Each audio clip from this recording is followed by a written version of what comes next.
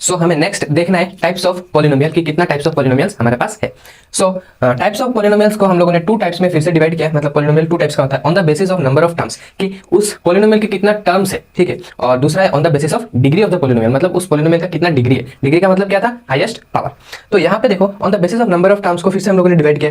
तो monomial, monomial क्या होता है, जिसका नंबर ऑफ टर्म्स 1 होता है, मतलब एक ही टर्म का पॉलिनोमियल, ठीक है। एक ही टर्म का पॉलिनोमियल को हम लोग क्या कहते हैं, मोनोमियल। बाइनोमियल किसको कहते हैं, बाई, बाई मतलब यहाँ पे 2 होता है। तो जिस पॉलिनोमियल का 2 टर्म होता है, जिस पॉलिनोमियल का 2 टर्म होता है, उस पॉलिनोमियल को हम लोग क्या कहते हैं, बाइनोमियल, ठीक है। उसके बाद ट्राइनोमियल, ट्राइनोमियल से अगर हम लोग यहाँ पे ट्राई को देखें, ट्राई का मतलब होता है 3। तो जिस पॉलिनोमियल में 3 टर्म होता है, तो उस पॉलिनोमियल को हम लोग क्या कहते हैं, ट्राइनोमियल कहते हैं। उसके बाद क्वाड्रिनोमियल, क्वाड्रिनोमियल तो क्वाड का मतलब होता है 4। तो जिस पॉलिनोमियल में 4 टर्म्स होता है, उस पॉलिनोमियल को हम लोग क्या कहते हैं, क्वाड्रिनोमियल कहते हैं, ठीक है।